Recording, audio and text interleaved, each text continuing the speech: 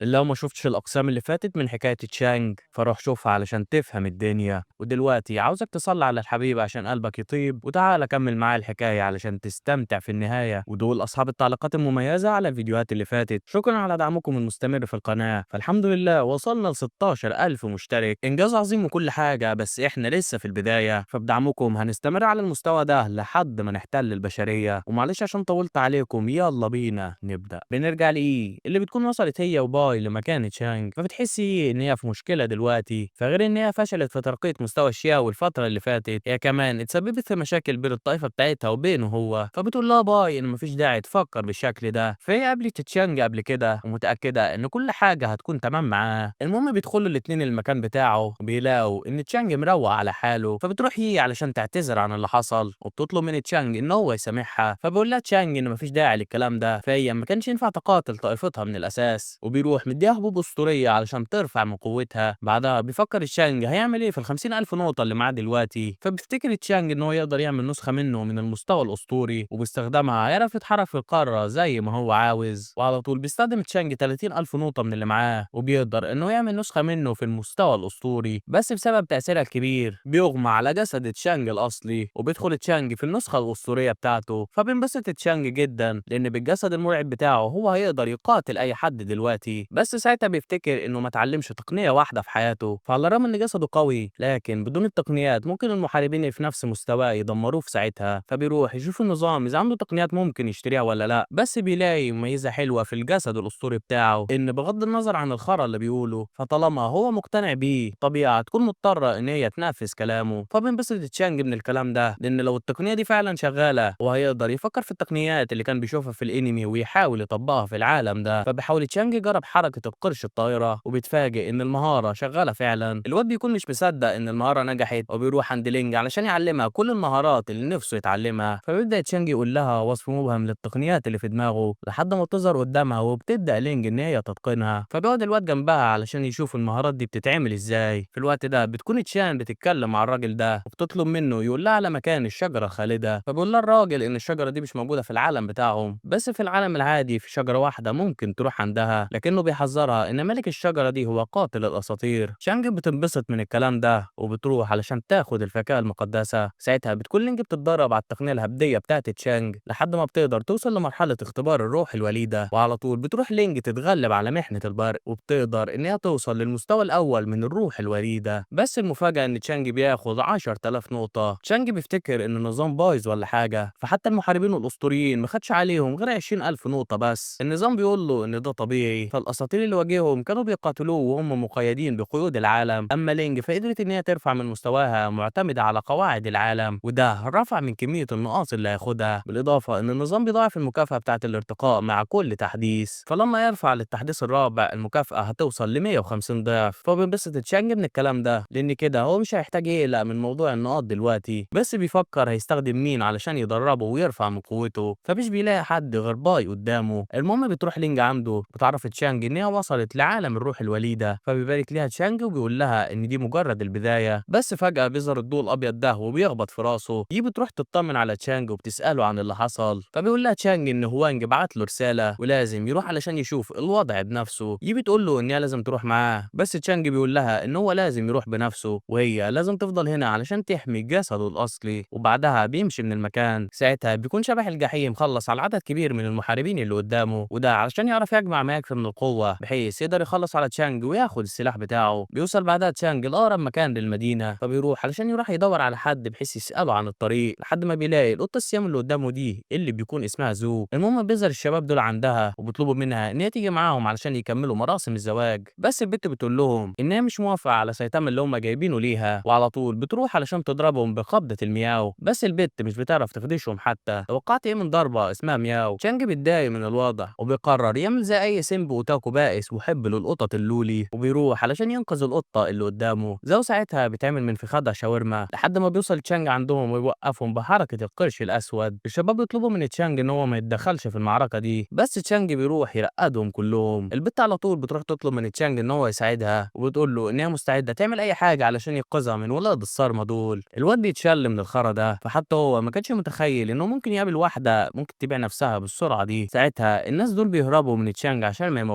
يموتهمش، وده بيخلي البت تنبسط من الوضع وبتقرر ان هي تفضل مع تشانج علشان تهرب من الجواز. بس ساعتها بيبعدها تشانج علشان يكمل طريقه. البت بتروح تمسك فيه وبتطلب منه ان هو يساعدها، بس تشانج بيقول لها ان ده مش هيحصل. فبتبدا زو ان هي تحط كلمه مياو في اخر كل جمله بتقولها، وده بيكون كافي علشان يخلي تشانج يغير رايه ويوافق ياخدها. بعدها بياخدها تشانج وبيطيروا من المكان. ساعتها بيوصل للراجل القارع ده واللي بيطلع سايتاما اللي كان عاوز يتجوز زو اللي هربت منه. بيوصل بعدها الاتنين لمدينه الشبح، وهناك بتبدا زو تتنطط في كل حته. تشانج بيكون مبسوط جدا، فعدى اكتر من 10 سنين على اخر مره خرج فيها من المعبد بتاعه، لحد ما فجاه بينزف الواد ده قدامه، وده بيخلي تشانج يستغرب وبيساله عن اللي حصل. فبتقول له زو ان ده طبيعي، فبسبب الطاقه اللي بتخرج منه الناس الاضعف منه بيتاثروا بشكل كبير جدا. فبيبدا تشانج ان هو يضعف من الهاله بتاعته بحيث ما يموتش حد في طريقه. المهم بيكملوا الاتنين طريقهم، وهم ماشيين بيسال تشانج البت عن اللي حصل معاها، وعلى طول بتروح البت تالف له مسلسل هندي. بتقول له ان ابوها اجبرها تتجوز من واحد خنزير هي ما بتحبوش، وعلشان هي قطه لولي كيوت بتقرر ان هي تهرب من البيت بتاع عيلتها، لان زي ما انت عارف ده اللي بيعمله اي حد طبيعي اليومين دول. طبعا تشانج مش بياكل معاها العبط ده، بس بيقرر ان هو يجاريها في اللي هي بتعمله. فبيسالها تشانج عن هويه الخنزير اللي هي هربت منه. زو بتقول له ان الراجل ده اسمه جيان، والمفروض ان هو محارب قوي من الطائفه الرهبانيه، بس علشان هو اكبر منها فهي مش عاوزه تتجوزه. الواد بيتشل من التمثيليه الخرا دي وبيكون لسه هيرميها في اقرب سله زباله، بس فجاه بيظهر جيان والرجاله بتوعه. زو بتترعب من الوضع، فمع وجود الرجاله دول مع جيان هيقدر ان هو يتغلب على تشانج بدون اي شك. فبيروح جيان عند زو وبيطلب منها تيجي معاهم بالذوق، بس البت بترفض ان هي تروح معاه. فبيهددها جيان بالكلام وبيقول لها ان هي لو ما جتش معاها دلوقتي هخلص على ابوها وعيلتها كلها. وده بيجبر زو ان هي تروح معاه وتسمع الكلام، لحد ما بيقول له نظام لتشانج ان في مهمه علشان ينقذ زو دلوقتي. فبيروح تشانج موقف البيت وبيقول له ان مش هينفع ياخدها لانها بقت القطه بتاعته. بتعصب جيان وبيقول له انه لو ما سابش البت دلوقتي هيموته. زو بتقول له ان هو لازم يسيبها دلوقتي، لان جيان لو دمج قوته مع الرجاله اللي معاه قوته هتوصل للمستوى الاسطوري. بس تشانج مش بيهتم بالكلام ده، وعلى طول بيهجموا اتباعه كلهم علشان يموتوه. بس تشانج بيروح يخلص عليهم بكل سهوله. فبيتصدم الكل من قوه تشانج الكبيره. زو بتنبسط من الوضع، فمع وجود محارب قوي زي تشانج في صفها هتقدر تخلص من الحيوان ده للابد. فبيروح جيان يهجم عليها بالسلاح بتاعه، بس تشانج بيقدر يمسكه ولا كانه حاجه. وعلى طول بيهجم الراجل على تشانج بكل قوته، بس تشانج بيخلص عليه بقوه التنين الاسطوريه، وده بيخلي تشانج ياخد 20,000 نقطه ومعاه صندوق مميز. فبينبسط تشانج من المكافاه دي وبيقول لزو ان هو هيمشي دلوقتي. فبتساله زو هو هيروح فين. تشانج بيقول لها ان هو هيروح مدينه تشاو دلوقتي، وعلى طول بتروح زو تشبط فيه علشان تروح تساعده. في الوقت ده بتكون في قوه عظيمه بتقرب من بيت تشانج، فبيروح ابو لينج وكل اتباع تشانج علشان يروحوا يوقفوا التهديد اللي بيقرب منهم، لحد ما بيوصل شبح الجحيم للمكان واللي بيطلب من تشانج ان هو يخرج دلوقتي لان النهارده هو هيموت على ايده. بنشوف بعدها الشبح بيهجم على الكل بالقوه بتاعته، بس لينج بتقدر ان هي توقفه بالسيف الاسطوري بتاعها، وده بيفاجئ الشبح جدا. فهو كان فاكر ان تشانج هيستخدم السلاح القوي ده ضده، فبيقرر ان هو يروح علشان ياخد السلاح منها، وعلى طول بيستخدم الطاقه بتاعته وبيسحب لينج عنده. فبتحاول لينج ان هي توقفه، بس الشبح بيكون قوي جدا وبيكون على وشك ان هو يخلص عليها، لحد ما بتهجم عليه باي وبتقدر ان هي تنقذ لينج. وعلى الرغم من قوه باي الكبيره لكن الشبح بيقدر ان هو يدمرها بكل سهوله. فبيفتكر الشبح ان المعركه خلصت، بس لينج بتوصل للمكان عشان تدافع عنهم. فبيسال ابو لينج عن مكان تشانج دلوقتي. لينج بتقول له ان هو بره النطاق بتاعه فمش هيعرف يظهر. الاب بيتفاجئ من الوضع ده، فعلى الرغم من عددهم الكبير لكن قوه شيطان الجحيم اكبر منهم باضعاف. لينج بتقول لهم ان هم لازم يدافعوا عن المكان ده بكل قوتهم، حتى لو ده كان معناه ان هم هيموتوا دلوقتي. وده بيخلي الشيطان ينبسط من الوضع وبيهجم عليهم بهالة الجحيم بتاعته اللي بتقدر توقع كل اللي موجودين في المكان. فبتتفاجئ نينج من اللي حصل، لان العالم بتاعهم بيمتلك قوانين خاصه لقمع اصحاب القوه الغامضه، فحتى الاساطير ما يقدروش يهربوا من القوانين دي. بس ده مش بينطبق على شيطان الجحيم اللي قدامها اللي قدر ينزل بكل قوته للعالم بتاعهم. ساعتها بيروح شيطان الجحيم عند باي علشان ياكلها، وده علشان يجبر تشانج ان هو يظهر ويقاتله. بس الغريبه ان هو لسه ما ظهرش لحد دلوقتي. فبيروح يهدد الشيطان الموجودين ويقول لهم ان هم لو ما راحوش يجيبوا تشانج عنده دلوقتي بقوة هيخلص على باي وكل اللي موجودين في المكان، فبتحاول نينجي إن هي تعمل معاه أي صفقة، بس الشيطان مش بيهتم وبيروح علشان يموتها لحد ما بيظهر تشانج وبيدي الحيوان ده بالبوكس بيكسره، فبيطمن تشانج على باي وبيلاقيها إن هي كويسة، بس ده مش معناه إن نار غضبه انطفت، وإنما دي كانت البداية. فبيروح الشيطان يهجم على تشانج بكل قوته، بس تشانج بيتحرك بسرعة مرعبة وبيمسك الحيوان ده بينفض أمه. الشيطان بيحاول إن هو يستجمع شتات نفسه، بس تشانج بيكون لسه نازل في ضرب لحد ما بيعجنه، لكن تشانج مش بيقف هنا وعلى طول بيروح يربط الحيوان ده وبيبدأ يديله بذور روحية كتيرة جدا عشان يرفع من قوته. الوحش بيفتكر إن تشانج اتجنن، فبالقوة دي هيقدر يوصل للمستوى الأسطوري وساعتها هيعرف يموته. ساعتها بتوصل ناحية البرق وبتبدأ ترفع من قوة الشيطان لحد ما بيوصل الشيطان لأقصى حدوده، وعلى طول بيروح تشانج يفجره وبيحصل على 300 ألف نقطة. نينجي بتكون مش مصدقة اللي حصل، فحتى الأساطير ال 12 ما كانوش بقوة شيطان الجحيم، ومع ذلك تشانج رفع من قوته للمستوى الأسطوري وخلص عليه في ثواني. ساعتها بيدي تشانج حبوب خاصة لكل اللي وصلوا لمساعدته. بعدها بيبدأ تشانج يفكر في الوضع، فعلى الرغم ان هو كسب المعركة دي دلوقتي، بس ده مش معناه ان هو كسب الحرب، لان اللي حصل النهارده هيخلي اسياد العالم الاسطوري يبعتوا محاربين اقوى ليه في المستقبل. علشان كده هو لازم يرفع من مساحة المجال بتاعه علشان يبقى اقوى. فبيفتح تشانج صندوق المكافأة بتاعته على امل ان هو يلاقي حاجة حلوة، بس بيتفاجئ ان هو اخد 50 الف نقطة نظام بس، وده بيخلي تشانج يتضايق جدا لان مقدار النقاط دي دلوقتي بقى قليل جدا. المهم بيستخدم تشانج النقاط اللي معاه علشان يرفع من مساحة المجال بتاعه، وبيقدر ان هو يوصل المجال ل 5700 متر تقريبا، وده بيخلي تشانج ياخد مفتاح العالم السري اللي بيكون سجوقة كبيرة معرفش هيعمل بيها ايه. المهم تشانج بيبدأ ان هو يفعل الاصدار الرابع من النظام، وبيقدر ان هو يرفع من قوته بشكل كبير جدا، وبسبب التطور الكبير ده سكان الجبل اللي موجودين في النطاق بتاعه زادت قوتهم بشكل مرعب، وده خلى تشانج ياخد نقاط كتيرة جدا من غير ما يعمل اي حاجة. فبيقرر تشانج ان هو يرجع للنسخة بتاعته علشان يشوف هو هيعمل ايه، بس لما بيصحى بيتفاجئ ان هو مربوط زي ما انت شايف كده. تشانج بيفتكر ان ذو الحيوانة بعته لما كان مغمى عليه، بس بيتفاجئ ان هو دخل حلبة قتال رومانية.